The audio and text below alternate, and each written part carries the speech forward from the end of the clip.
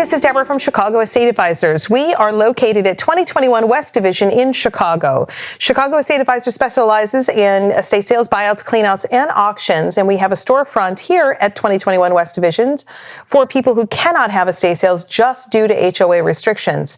On today's podcast, we are meeting with Tommy and Monica from a formerly known company as Ampersand, and they will be talking to us today about the industry and industry's changes and how things differ from the company that they worked for and the company they work for now. Here's Tommy and Monica. I'm Monica Brown. Happy to be here. I'm Tommy Spinoza. I'm happy to be here as well. Wonderful. Well, we love having you on our team, but I definitely want to dive into your feelings of when you first got into the industry at Ampersand. And Tommy and Monica, whoever would like to start first, how long were you with Ampersand? I was with Ampersand for 10 years. Wow. So a long time. Yeah. Longevity. Yeah. Loyalty. How did you start though? I started, it was just serendipitous. Our kids went, my boss's kid went to school with my kid and they had a play date. And my boss came to pick up his kid and he talked about his business. I said, "You're not hiring, are you?" And I just he's like, "Oh, you need a job?" And I was like, "Yeah." And I started working and I loved the business and I'm still in it now. Nice.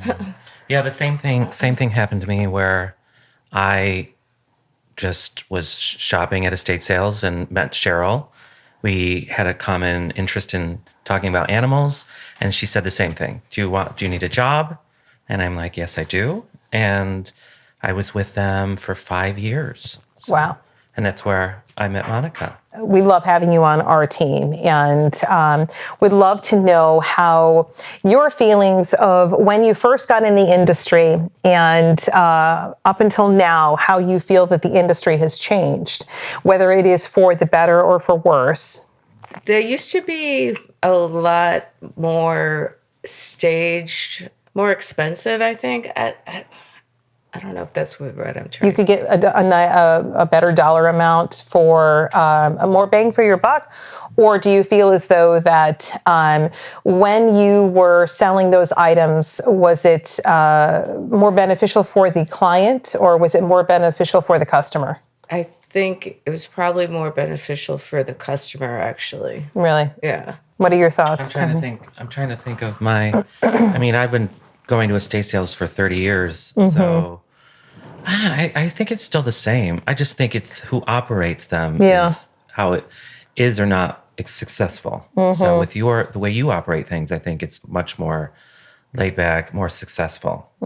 Because the way that you do the piling and grouping of things for everyone, I think it removes a lot of that anxiety when people are shopping. So they feel like they're going to actually get more for their buck. Do you think it's different or better, the way that we operate with? Oh, yeah, it's definitely better. I think you sell more that way. And I think it takes getting used to, but I think once you get used to that style, you like it better than having everything priced. And now, you said that you've been doing this for 30 years for shopping. So just by curiosity, when you were shopping, when you had time to shop, because you don't have time to shop anymore when you're with me because we're always on assignment. Correct. Sorry, but thank you. Right. With that being said, when you were shopping, do you feel as though that if you were to go into an estate sale and everything was priced and you wanted a ton of the items, but you didn't want to haggle with them on pricing and you would have rather had them create a pile and we'll give you a deal on the way out? I think I would have hoarded a lot more if I had gone to your sales 30 years ago, sure. But I was in a different position. So I had a few houses that I was trying to fill. And my partner and I loved going to estate sales. It was our weekend cardio. So we would just hunt everyone down. We'd probably go to like 3 or 5 in a weekend.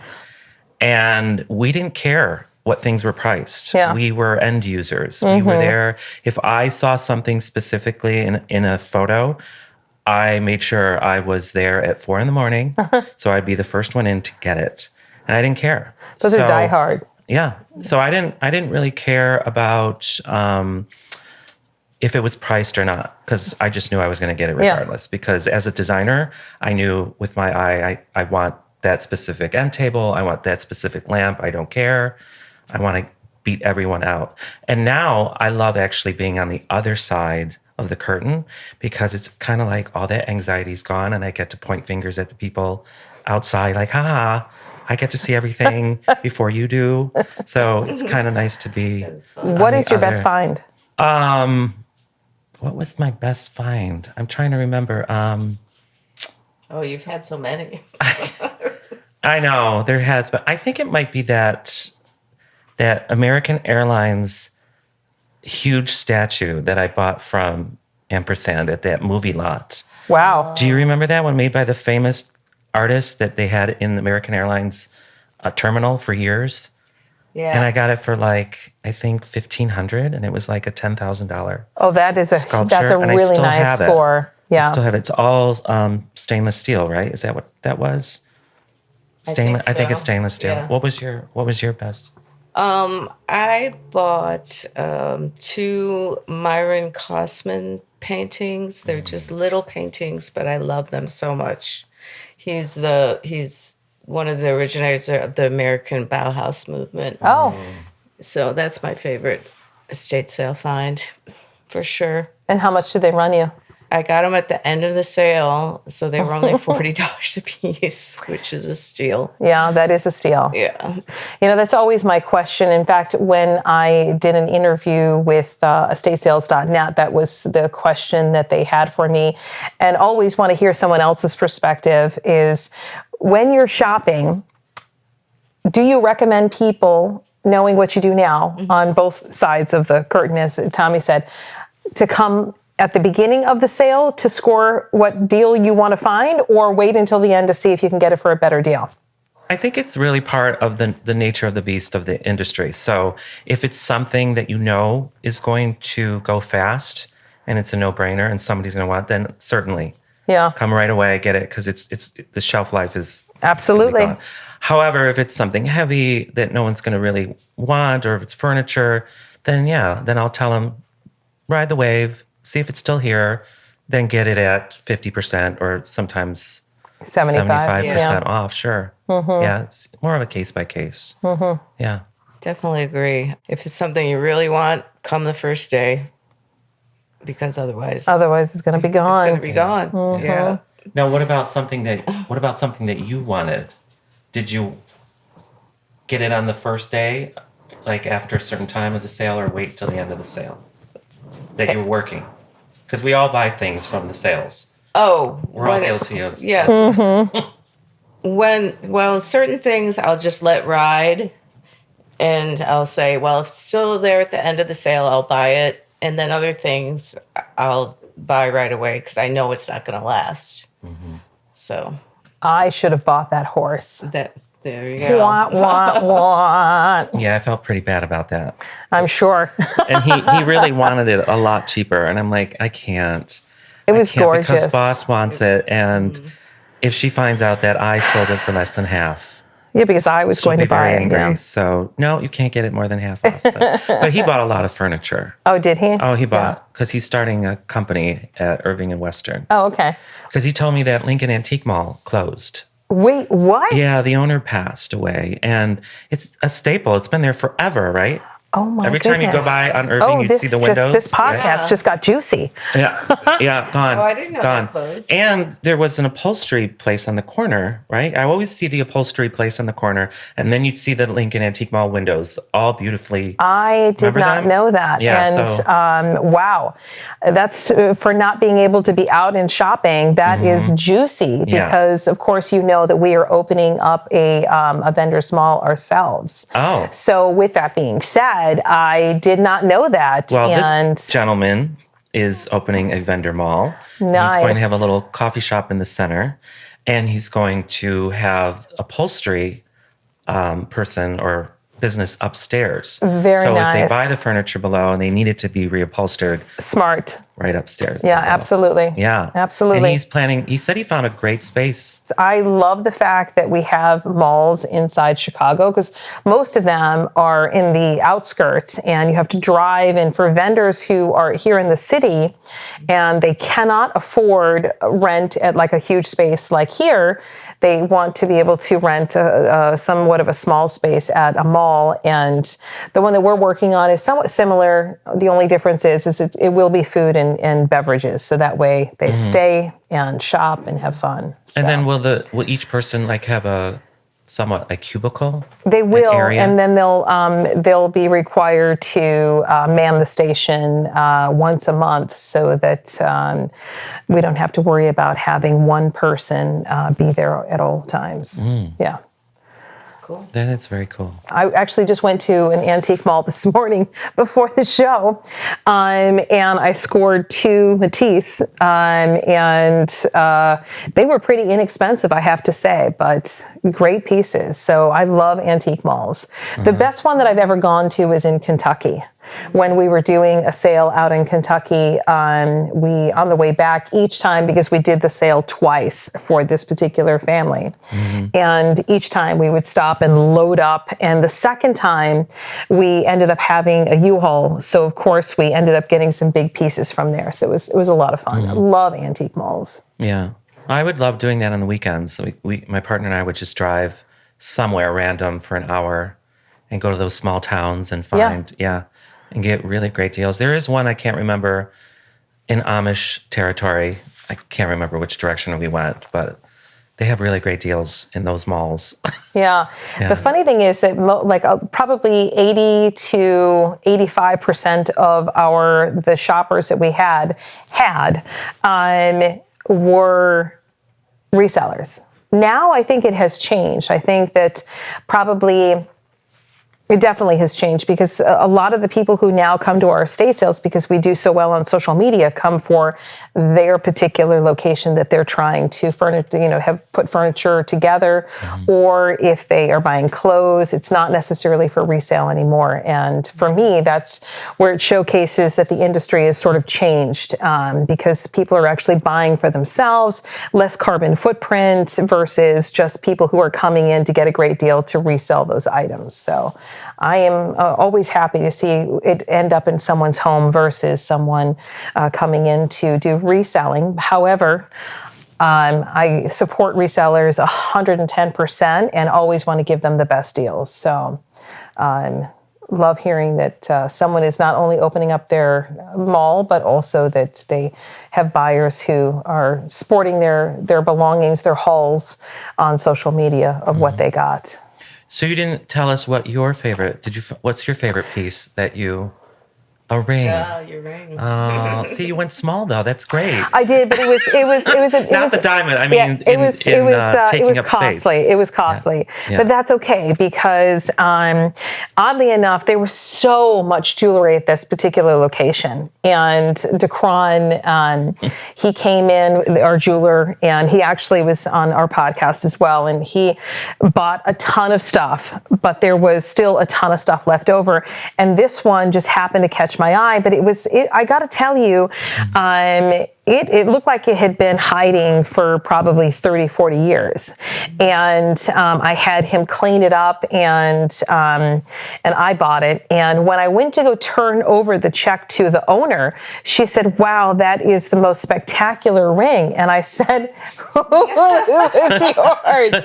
And she said, "What?" And I said, She "Yeah." didn't know it was hers? She didn't realize it was hers. And I said, "You want to buy it back?" And she's like, no, that I'm done with all of that. So it was, So And is it a diamond? yeah, Okay. and Mr. Decron said, anytime I will sell it, please call him. But I have no intentions of selling it ever. So that was, to me, my best find, I think.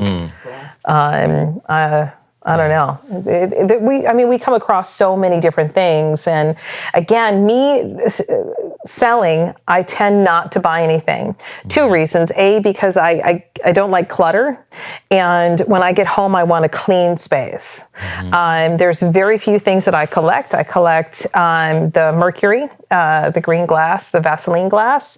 I collect blue, and then for whatever odd reason, it sort of has made its way into my decor in probably like the past 5 years, is fish. So if it's glass and it's fish and it's multifunctional, then I'll buy it. Just like that little piece that I bought. background, Yeah, yeah. but that's not multifunctional. No, but it was so It's cute. so pretty. I mean, I have a huge clear Blanco. Oh, fish. yeah. Yeah, the big one, you know. They're Nice. so pretty. Yeah, I remember this one piece that I got in an antique mall, and I was in Maine, and it was the most stunning piece. It was blown, and it was Murano, and I paid a couple of $100 for it, and I was okay with that, and I knew that it was going to cost me a fortune to ship back to Chicago. Had it shipped back, it made it back, and it lasted for about a year. And then my cleaning ladies were cleaning one day, and she had put it into the sink. And when she put it into the sink, it had caught the spout, and there was a big hole in it, and I heard it, and I was so sad. Oh, no, that's the worst. And I tried really hard to find one to replace it, but they only have the small ones, and this one was a big one because it was also multifunctional, and it held your flowers. So it was a beautiful fish vase, and it was so beautiful, and it had blue in it. So I guess that was another find, but it wasn't from an estate sale; it was from an antique mall. So I love shopping at antique malls as well as estate sales. Two big finds, completely different. My favorite sale was when Barney's went out of business. And I cannot remember who conducted it, but that was amazing. Do you remember that when Barney's on Oak Street closed? I didn't And they had a know. huge estate sale, and they were selling all the furniture in there. I mean, they had furniture from the 40s and all the light fixtures and all the lucite pedestals. Very pretty. I dropped a little bit of money at that one, but it was so fun. It was so fun. Yeah, there's some fun ones out there, and unfortunately, because we work all the time, I don't get to go to estate sales anymore.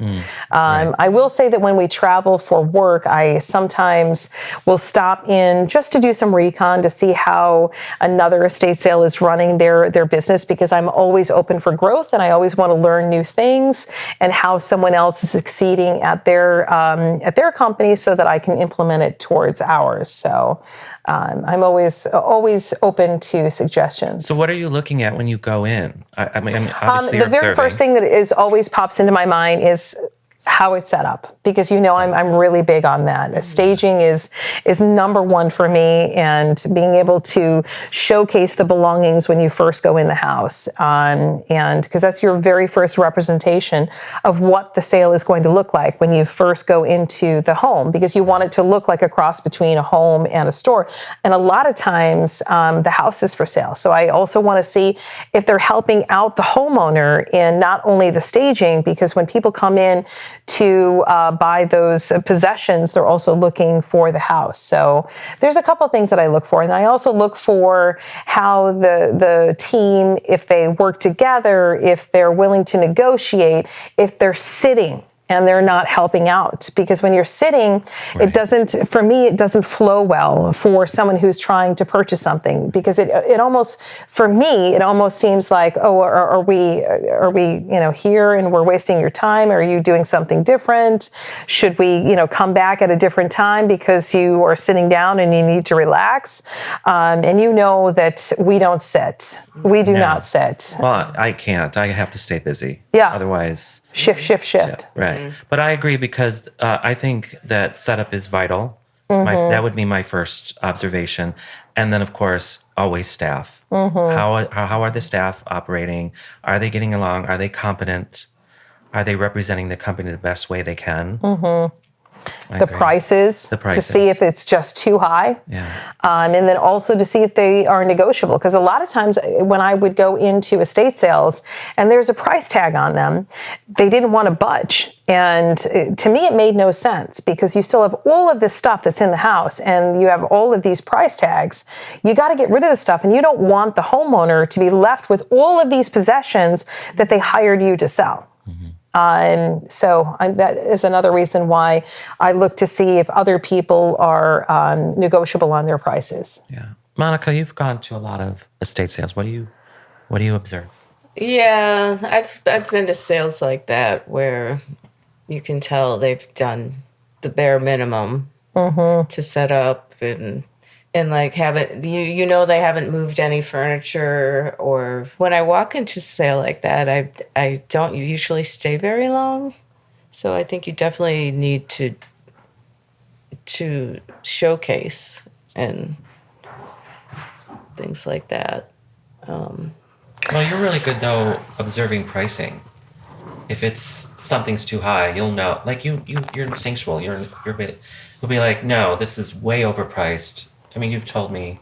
That's true. You know where you. Yeah, I have walked in places where it's ridiculously overpriced, or the opposite, where they're giving the stuff away. You know, That's a sale for someone who's reselling. right? Yeah, it's for the dealers. Yeah. So who's the one that gives the stuff away? Are we talking about the same company that I'm thinking about? I think so. Sisters? Yeah. Oh, Can read your mind. Yeah. They do that. Yeah. They tend to just And they also give it all away. They give you different prices, like if you dress down and you look poor, they give you a better price. yeah. And you'll get a better deal, apparently. Right. Interesting. Allegedly. Yeah, Allegedly. interesting. Yeah, I haven't gone to one of their sales in a while. I don't think I've ever been to any of their sales. Yeah. I, again, don't get out as nearly as often as I would love to go into these sales to not only purchase, but again, learn from them or take away and say, this is what not to do. The bare minimum, it does not help anybody. It really, really doesn't. Yeah, and the other thing that really, the worst thing is like the estate sale people who act like you're bothering them. That's another one like that really gets me. It's like, you don't want to sell this stuff or what? You know, Work with me. yeah, work with me. You know, some of them are downright mean. Yeah, they are. I've heard some stories. Yeah. I have. I think that the one, and I don't even remember what company it was, but I remember it being out in Evanston, and it was the last day, and they probably had maybe 30, 40 minutes tops that was left. And I wanted decanters because we didn't have any more decanters here at the store. So I'm like, I got to get decanters. And it just so happened that they had probably like 200 decanters. So I put a pile together, and they wouldn't budge on any of the decanters. I'm like, well, what are you going to do with them? And they said, well, it's the owner's responsibility after we conduct the sale, so they'll figure out what to do with the stuff. And I'm like, well, why not just give me a deal now so that I can take it off your hands? You make money, and so does the owner, so that some money is better than no money. So, yeah. Yeah, I think sometimes the people running the sales get attached to what they're selling, and like it's theirs, and it's not theirs. Yeah. I don't know. It's a weird phenomenon I've noticed in the business. Yeah. I will say that one of the things that I try so hard to do is not learn a whole lot about the owners, because then it puts an emotional attachment to it. Unless, of course, the person has said, hey, listen, this is what we did, and because of that, it's going to help sell those items. And I'll give you an example. We had someone who... this guy was so unbelievably talented. Not only did he invent the very first antenna for your vehicle, for your telephones, he also invented the fry machine for McDonald's, and he also invented a timer for televisions and lights during the Jewish holidays so they could shut off. And ultimately, she didn't tell us any of the McDonald's or the timer. She only told us the fact that he invented the Motorola antenna that went onto the vehicle, and all of that stuff could have helped in the sale. So if it's something like that, I want to know as much about the owner as possible. But other than that, I try really hard not to have an emotional attachment to them. To me, I sell better. Well, are you saying that the owners are emotionally attached, or the people conducting the sale would be like overly protective of the things and not give people deals because they were almost possessive? Which one? Yeah. So The more of latter. more of the person that's conducting the sale kind of takes on a protection, or like, And I think it's Troll, because, like, yeah. and I do believe that it's because they have too much invested in their client, meaning they know too much about them. Versus if you didn't know a ton about your client, like their whole personal history, you have less feeling about those possessions. Yeah, but the goal there is to raise As much money, yeah. But at the same time, they want the stuff sold. So Yeah. and that's what I love about yours, is that when you do a grouping, you can make a better deal, and inevitably the house is cleared out. Most definitely. That's what our goal is. Our goal is to sell, so that we can get rid of everything. And I think that we've been successful at it. I am looking forward to the next year to see what is in store for us. But I'm very happy with the way that we do things. I really am. Always open for ideas. Like if you were to categorize an estate sale where you have shopped and where, in reference to where you shopped, as well as for Chicago Estate Advisors, how would you feel we like range, like on a scale of 1 to 10, of how expensive we are comparison to other particular companies that you've shopped at, knowing that we do the pile system? Geez, I'd say you're up there. Yeah. I'd say, a strong 8. Okay. For me. That's good. I mean, there's always room for improvement. Yeah, Can't be absolutely. perfect 10, because that'd be boring. Yeah. So there's always room to grow. And also with performance, I think you rank high as well, with the staff. Oh, good. Keeping them, you have a certain way of it to operate your expectation. So I think the flow is better than what we were used to. Mm-hmm. Right.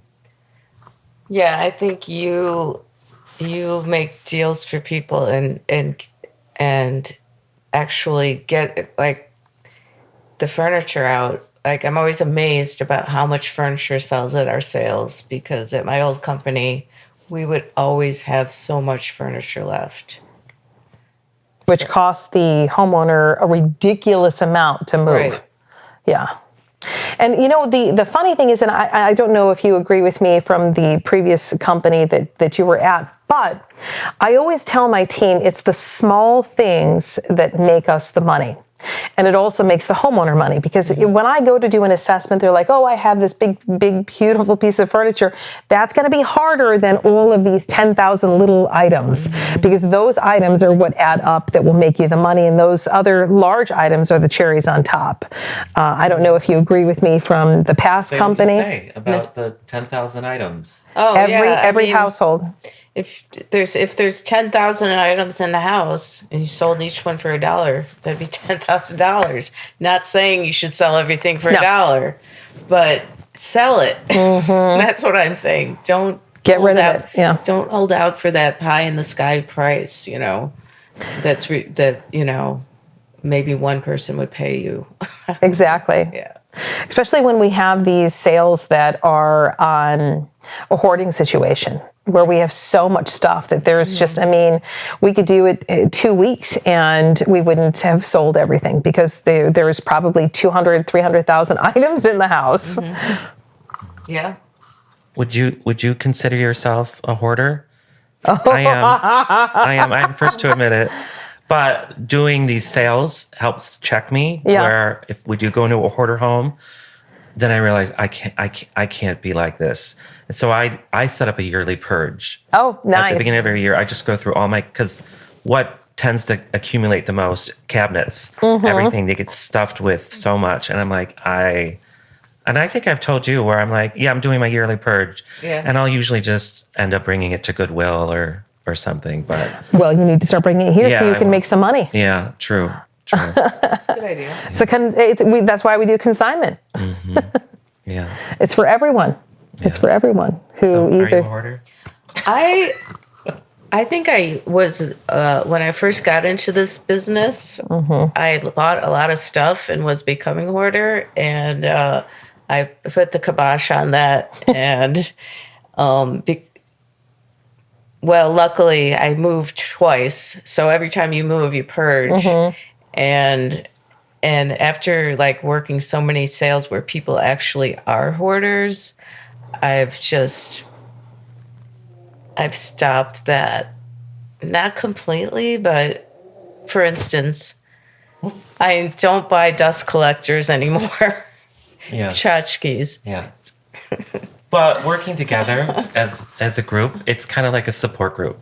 Like, I'll check her, where she'll be like, "Should I get this?" I'm like, "No, you don't need that." And then you check me too, where you're like, "Do you really want it?" I'm like, No, it'll collect a lot of dust. You're right. No, I won't. So, but yeah. I got to say, when I get home from my estate sales, especially the hoarding situations, I tend to throw out stuff.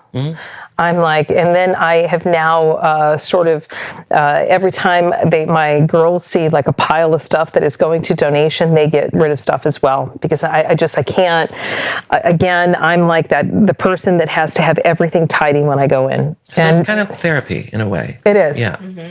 Yeah. My daughter made a comment maybe like a year and a half ago. She's like, "Well, if you keep purging, we're not really going to have anything." That's okay. Well, I'm sure we'll be fine. I think that if you were to have an estate sale setting up, I think I already know both of your answers, but I always want to know.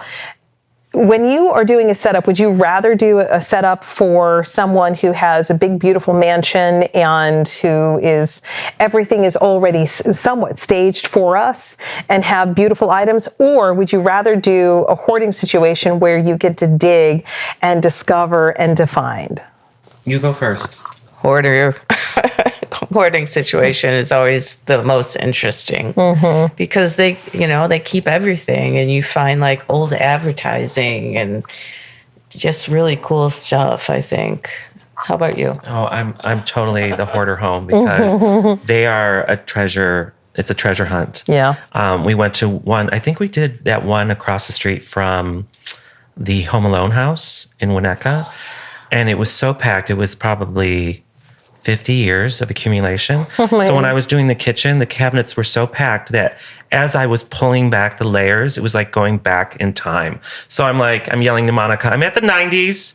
Now I'm at the 1980s. Now, here's the 70s in the back. That's so funny. I love the hoarder homes because there's so many interesting finds, right? And you're right, advertisements or toys. Yeah. Yeah. Sometimes jewelry, usually jewelry. Yeah, you get those. But the hoarding we see is not like the people who hoard garbage. We see Some of them, but the ones I've seen are people who hoard good stuff. Right, and I'm not going to sugarcoat them. I mean, some of them can be pretty disgusting, where you're like, oh my God, like, have they ever been on this floor? Or do they even know what's back there? So, but then again, sometimes you find some really great stuff. But, yeah. And the reality is that for hoarding situations, you're not just helping them sell their belongings. You're also helping, if the family member is still alive, you're helping them sort of get through a really tough point in their life. Because once it's cleaned and it's out, they're able to sort of move forward in whatever they're doing next, versus just stuck in being in a hoarding situation. Because I could tell you from past experience at estate sales, it's really hard for some people to move forward because they feel stuck in their place in a hoarding situation. I agree. So yeah, that's where we come in to transition them. Yeah. So your ideal is a hoarding situation. Is true. Same reason. I get giddy when we have hoarding situations. I get super excited. I mean, I think that we were talking about this a few episodes ago. One of our favorites, or at least my favorite, is definitely the one where we did he was a historian, largest historian for North America as well as Europe for war items.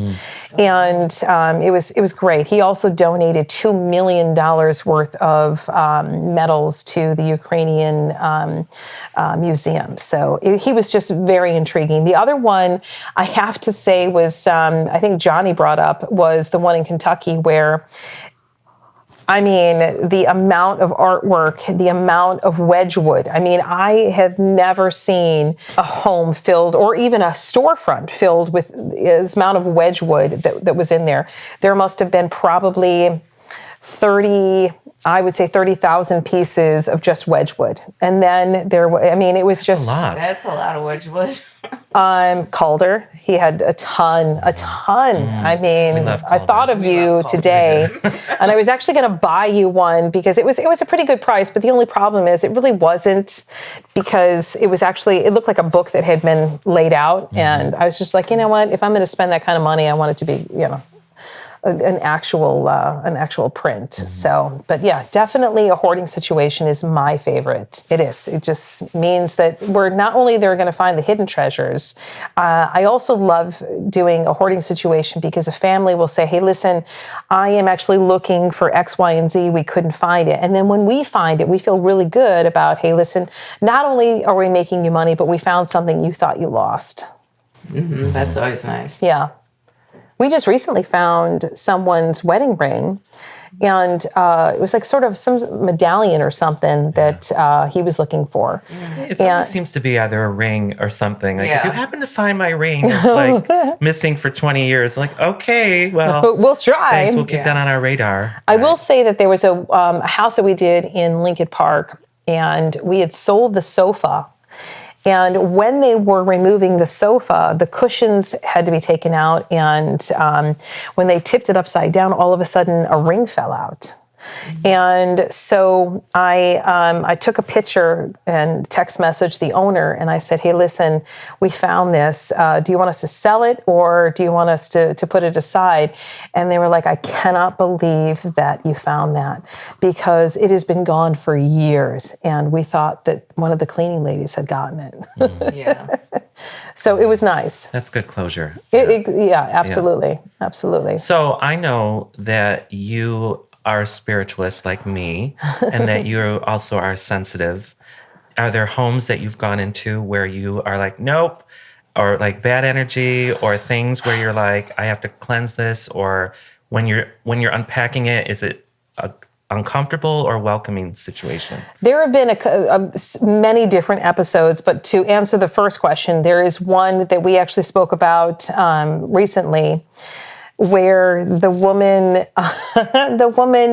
thought that the house had been possessed, and that was the reason why she had her rat infestation. And she had dolls in a room that we weren't allowed to go in, or we weren't allowed to sell anything in those rooms.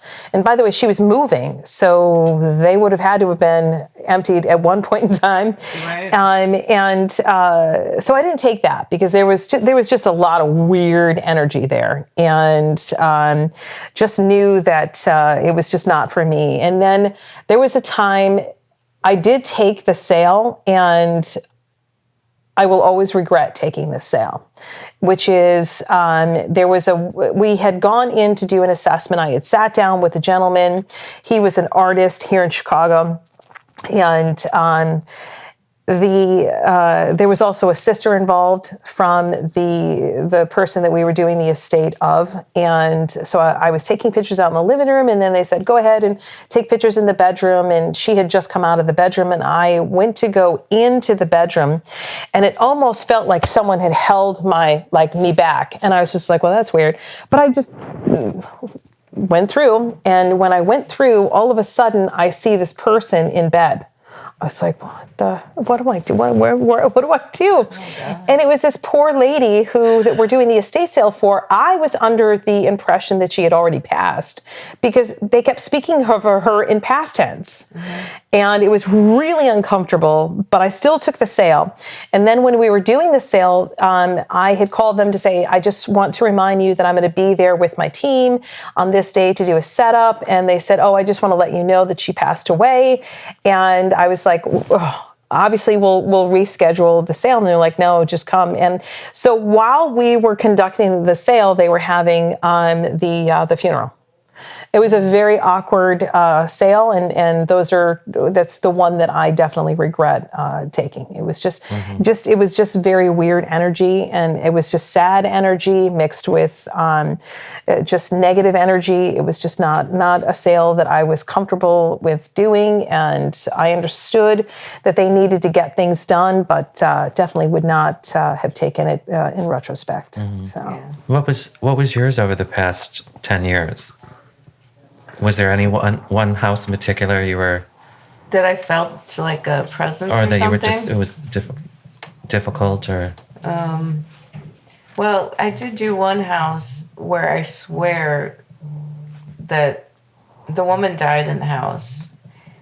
And she had the most amazing vintage clothing collection I've ever seen. Even better than the last one. Astor? Even better than Astor. Because everything was designer. And I was setting up the clothing room. And I swear, at one point, something shoved me. And I went flying forward. And there was nobody else in the room. boy. And I was like, Yeah, I would have left. I was like, I'm out. I was like, oh, she doesn't want me touching her clothing. Yeah. But that was so bizarre. Well, we did that one house. I don't remember where it was, but when I went in to do the preliminary photos and I walked upstairs, there was a locked room and there was a lot of anger in that room. I'm like, nope, not going over there. And then my boss at the time had us go in the room to check. And I was like, this is not a good house. This is Something bad happened? Something bad energy. And then there was the room below, the family room. They had blood on the house. wallpaper. And of course, that's the room I had to sell out of, which was quite fun. So I was battling that negative energy in that room. I kept opening the windows and trying to Febreze or light incense. But there was a certain cigar smell that kept coming back. And I'm like, we're not your enemy. Yeah, we're just here to help. We're here to help you. And you worked that sale too, and that was a very creepy home. And didn't we find like strange writings on the wall? We found strange writing on the walls. Yeah. It was not. I have goosebumps. You like just hearing about it. Yeah, honestly speaking, pretty creepy. But you do what you do. You got to go in these homes and like you said, help these people transition, whether in the living or have passed on. So that's our goal, right? And we're doing a good thing. Hopefully, if there's a bad energy, it knows that we're trying to help. There was a sale that I did, I would say, maybe 8-9 years ago. And it was out in Lamont. And it was a great sale, don't get me wrong. There was so many great finds there. But we also did a clean out. And at that particular time, I would stand on site for the clean outs. And so I was waiting for them to come back for like the next load. And I was in the house by myself. Now, things had happened throughout the sale that were just creepy, with things moving that should not have moved because, again, nobody was over there and there's no breeze or anything. It was just in a corner. And I was just like, okay, I'm going to deal with this. It's fine. I was in the basement taking pictures to make sure that everything was cleaned out. It was clear so we could submit them to the owner. And all of a sudden, I'm the only one in the house and I hear doors start slamming. And I'm thinking that it's the clean out crew. And I'm like, guys, why are you this doesn't need to be this loud. So I go upstairs yelling his name and there's nobody there. It's just me. And I went outside the home and I was just like, okay, collect yourself. And then I went back in for a brief moment and the ones upstairs started slamming again. I was like, I'm out. So I waited outside until they got there. I'm like, it was freezing cold. I didn't even care about that I didn't have a jacket on. I was willing to wait outside until they arrived. So there's some scary ones. Yeah. Absolutely. Yeah. Luckily I had already done it, but yeah. But there's also some good energy where there's like the just positive energy where we go in and everything just runs smoothly and there's no stale energy. There's no aggressive. It's just nice, clean energy. Well, you've talked about certain rooms that you're processing, unpacking that are just not moving along. Like what normally Stubborn. should take maybe 30 minutes, it's like now you're on like hour number 2 and you're like, why is this room taking forever? It is. So that's like the stuck energy. Absolutely. Right. It's not a negative. It's Right. just, I don't really want you to help tenacious. out. I just, but it is. I definitely agree. And a lot of times for teammates, you say, and you see that someone is stuck, come on out, I'll take over. And it doesn't mean that you're not doing a great job. It just means that I can see that it's stubborn energy, and let me in so that I can help out, or let one of your teammates help you, because it just move on to the next thing. We say that a lot. Yeah, Say that a lot. sometimes you just need to tag out. You do. You do. A different perspective. Whether it is, again, folding clothes that you feel should have been folded an hour and a half ago, because there's only like 10 pieces of clothes. You're like, why is this taking so long? It's definitely, and then when you get home in the evening, you're like, why is my day so long? The setup for anyone who comes into an estate sale, when they see it from as a customer's perspective, they're like, oh, this is a beautiful home. Everything is laid out. I can see it. But ultimately, it takes a lot to put together an estate sale. It does. From Agreed. start to finish, because we have timelines that we want to meet. And the longer we're there, the less ability that we have to go home and do our research. So we want to try and set up so that when we get home, we have some clarity as to the research aspect of the sale. And when someone comes in, they're thinking, oh, well, they're charging us this amount of money, or, they're doing whatever they're doing with the estate sale where they're only allowing so many people in. I think people don't understand the importance of the setup for an estate sale, and why the prices are what they are, because not only are we pricing them for what we're researching, but we're also pricing them so that we're paying for the staff to do the setup as well. Well, we get a lot of people that, I don't know about you, but they ask, how did you settle on that price for something? No. Obviously, they really want it, and they're like, that's way too high. How did you come up with that? So Worth point. Worth Point. Right. And you stick by Worth Point as being like I the do. most reasonable or on point. Yeah, because for us, it gives us a sort of a whole array of what it went for in like the past 10 years. And because a lot of times buyers will come in and they'll say, well, it sold for this amount.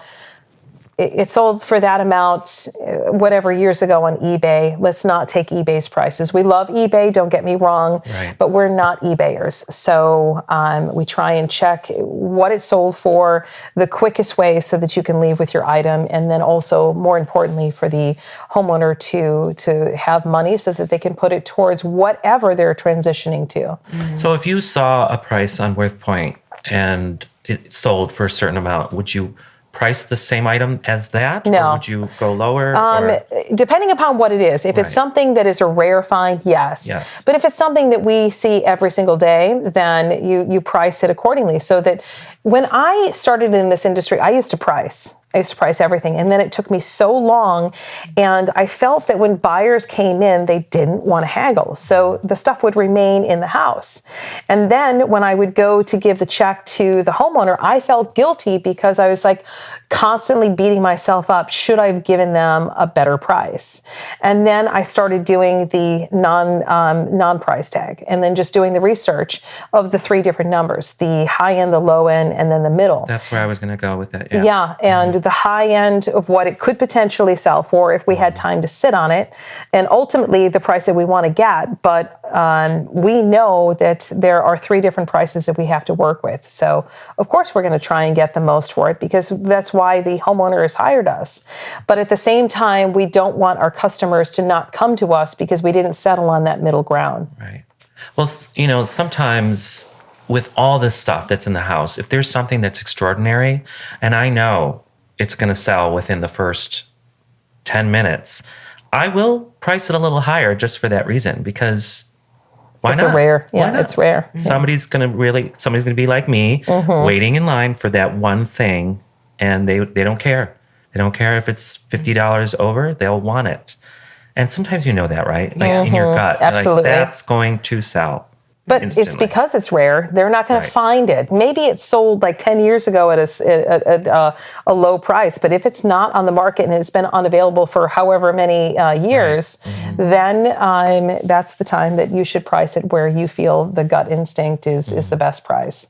And then they can always negotiate because we Right. are Can all, always go down Yeah. with the price, but give us what's your budget. What is your budget so that we can work with you? I always say that to customers who are thinking of walking away from an item that clearly they want. What is your budget so that we can help you get it out the door and in your home versus having it sit here? well, now you just pivoted to the one thing that is the pet peeve of mine. How do you deal with the nice way, the frugal people that come in? It's frugal. Well, you've seen me in action where I say, what is your budget? I mean, there are things that I know that I'm not going to move on. I mean, I'll move on other stuff, get other things. I won't move on that, but maybe you'll get other stuff, a deal on those other things. So you're, Right. ultimately you're somewhat spending the same thing and you're helping us by getting more stuff out of the house so that we don't have to move it at the end of the estate sale. Sometimes I have to walk away, or too. I have to tag team someone else. Me too. Yeah. And Good say cop, you, bad cop. yep, good cop, bad cop. I don't like feeling that way, but it really annoys me. And I'll like, have you met my friend Monica? She's gonna take over. Because She'll give you a great price. Because then it turns me to becoming something I don't like. I Yeah. don't like to project myself in a negative way, and it'll take me there instantly. And I'm like, I can't do this. It's annoying. But you recently had someone offer you a penny. Oh my gosh. Never in my history of doing estate sales has anyone offered me a penny. And I don't know if it was like maybe. Joke? No, I was thinking more so that maybe they're new to the United States. Maybe they don't know that it's sort of an insult. But it was my first time, and hopefully never again would. And granted, it was like dice, but I have a saying, and I won't change my saying. I don't jingle, I fold. So don't ever come at me and ask me for anything less than $1 because nothing warrants less than $1. Yeah. So, Did you just tell them to take the dice? I did. I said just. I mean, really? Yeah. maybe they felt bad, like they needed to owe you something Well, in oddly exchange for an enough- item. Possibly, I don't know. But she then moved on to either she asked Johnny, and Johnny gave her the same answer, or I gave her that answer and she then moved on to Johnny, because both of us, it was the same woman who asked the same thing. So maybe she felt guilty for taking it, whether it was Johnny the first one or I was the first one. It didn't matter. She asked both of us the same question, will you accept a penny? And the first time ever, I don't remember where that was. I think that was in, I know where it was. It was in Morton Grove. Right. It was in Morton Grove. Of course Yeah. it was. Yeah. But you have more patience for people like that. Do I? Yeah, you do. Okay. You do. Yeah. There are times, there's been an occasion where we were doing the sale, and there were, our pile signs. We're really big on our pile signs. Just put a pile sign on there. Right. But if you don't put a pile sign on there, we can't watch it. There's no one can say, oh, well, I didn't see a pile sign if there was no pile sign to begin with. And if someone takes something out of your pile and then they go to check out, I don't know what to tell you. Did you put a pile sign on there? That's what they're created for. Mm-hmm. And this one girl, she was like, well, I wanted that. And I said, I'm so sorry, but there was no pile sign on there, and Irina sold it because there was no pile sign. She didn't know that it was a pile. And the woman was just like, well, I think that, I don't know, maybe she was trying to get a deal or what. And I said, listen, I'm going to give you $20 as a token, meaning $20 credit.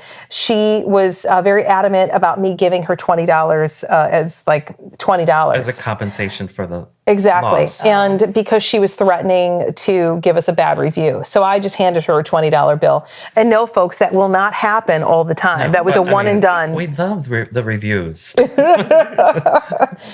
if you put a pile sign on there, Right. it will be held. for the most part. And sometimes things get picked out and we try and trail and figure out where they went, especially if someone does pick the pile out and goes through it, which leads me to my next question. So we believe in the pile sign. Other companies have holding stations. But honestly speaking, the holding stations are only so big versus if you were to create a pile in each of the room and have each of us check you out, it just means that they will go to each of the rooms to look versus putting their pile and forgetting about it at the table, or maybe they just don't have room to put it and then they figure, I'm just going to leave it. So in your experience now that that you're working with us, would you rather still keep the pile sign or go to a holding table like you're used to? I think the pile sign is better because you can just stay in the room where you are and make a pile for them. Correct. And whereas you'd have to go to the other room and leave your room. So I think it's a better system. What do you think? I do like the pile system, but the only thing that I've noticed that can be problematic is too many piles in a room. And you're stepping on, or because, the house is so full and people just amass these piles. Yeah. And you're like, where can it be organized where, like we try to find Sofa. an empty buffet or a couch or something. I mean, Under a table. Yeah, it can get a little. But if it's a small difficult. house or if Right, it's a it's small stuffed house. Yeah. Like this past sale that we did, there was no room upstairs to even stand versus Right. to make That a was pile. very tiny, narrow. It really was. It had some great finds. It really did. But there was no rooms because it was just so packed. Yeah. Which were, obviously the owner was very happy that we removed all of that stuff and they made some good money. Yeah. So Well, with the former company we worked with, we had the hold racks. We had two, and they were by the front door. So, and they got, bombarded with. They were overpacked, and people would take other people's stuff. So, I think the pile system's more organized and more segregated, easier, right? Don't you think? Because the holding racks we had, it was just a nightmare. Everyone just piling and piling. Yeah. Like she needed more than 2 racks. Yeah, I agree. Yeah. And what do you guys think about from the experience of having, and this doesn't necessarily relate to Chicago Estate Advisors or Ampersand, just in general, how do you feel as though that this new system that we're working with Picketery is working?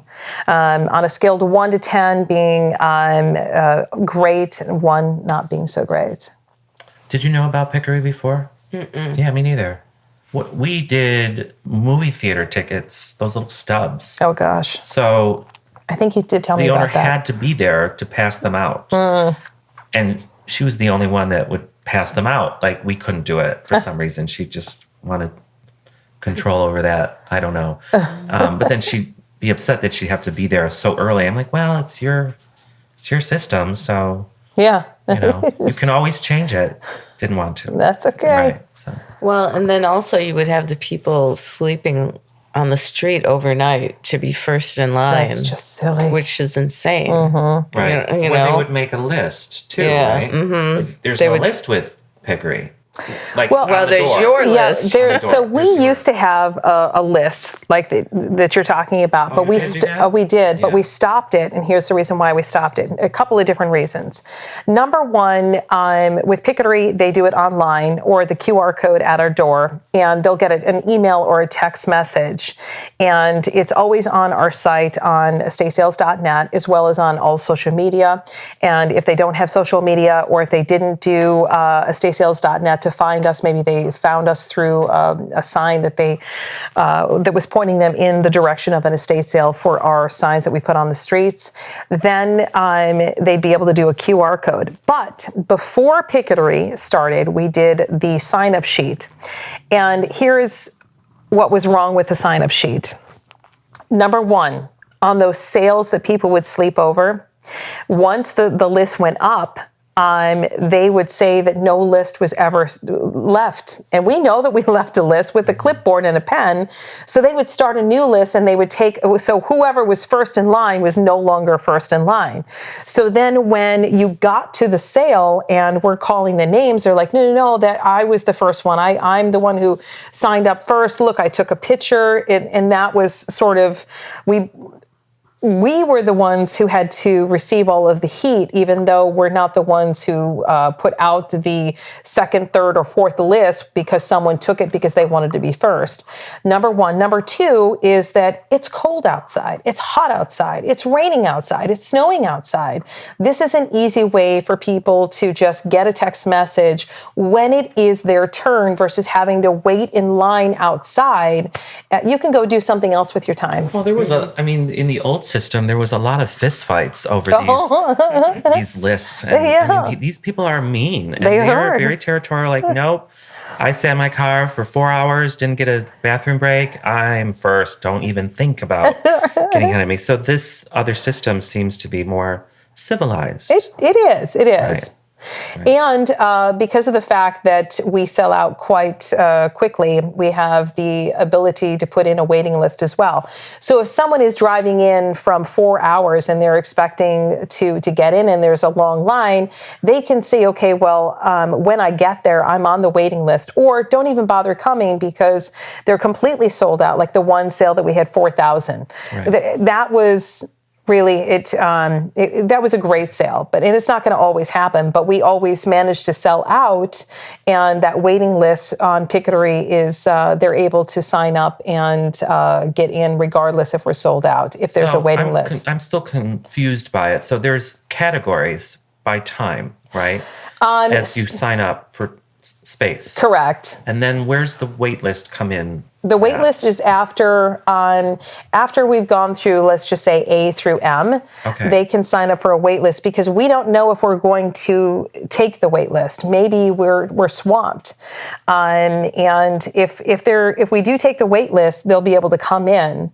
But if not, then it does not guarantee them the opportunity to come in. So like if we reach the 3 p.m. time when we're closing and you didn't get to the wait list, you'll just cut it. Well, we won't even send out the notification. So no one will waste their time. Right. That's the big key on this, that you don't waste your time, you don't have to wait out in line, and you don't have to fist fight to figure out who was first and who was second. Mm-hmm. Yeah.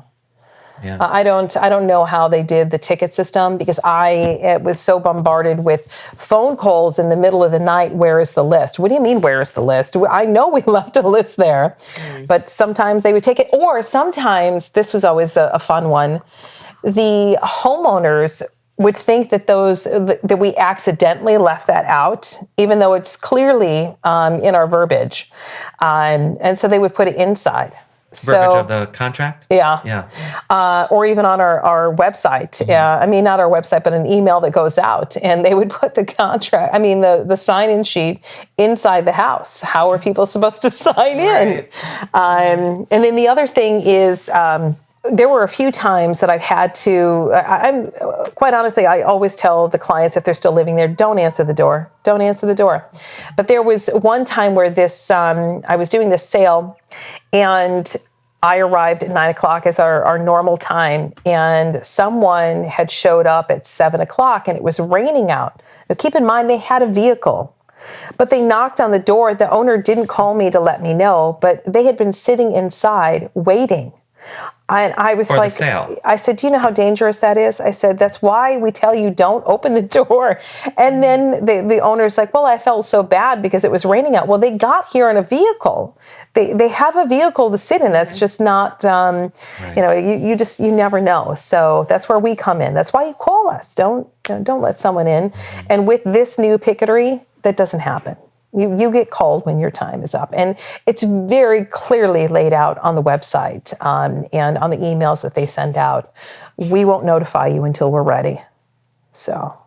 And people can just stay in as long as they want. Like you never have a cap sometimes we do have caps. Like that very first day, we were trying to get a rotation going for 45 minutes. Right. And I think that we did a good job of doing it because we got so many people in.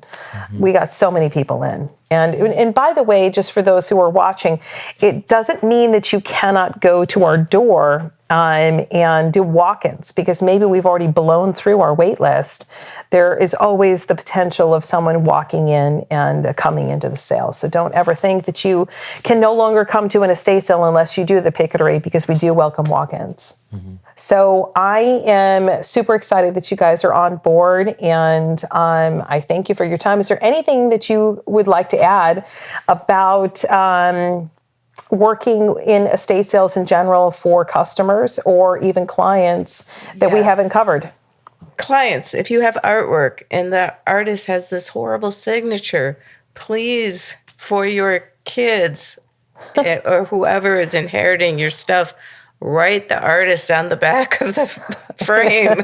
I Big agree. pet peeve, I totally huge agree. pet You know, peeve. I don't know why artists don't print their name on the back, but if you have the invoice or any information, it's going to help in the long run.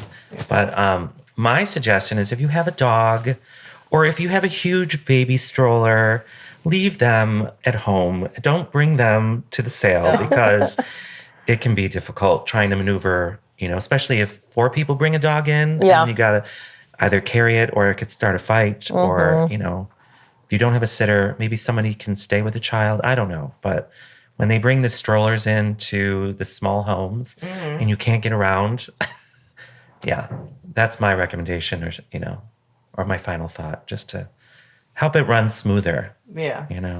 Speaking of which, absolutely. Speaking of which, just an FYI, don't forget that there's going to be a dog for tomorrow's setup. I did tell her Guinness. Yes, Guinness. Yeah. Great dog, though. Yeah. In fact, we do love dogs. And I think I told you. Absolutely. Yeah, I think I told you that I have a purse that says, "I love dogs and maybe 3 people." Yeah. Yeah. Dogs and I love kids too, but it's just, leave them at home. leave them at home. Yeah. We don't need another mascot. No. Yeah. Well, I greatly appreciate both your time, and again, welcome aboard. Thank you. Thank you for having us. We love it. Yes.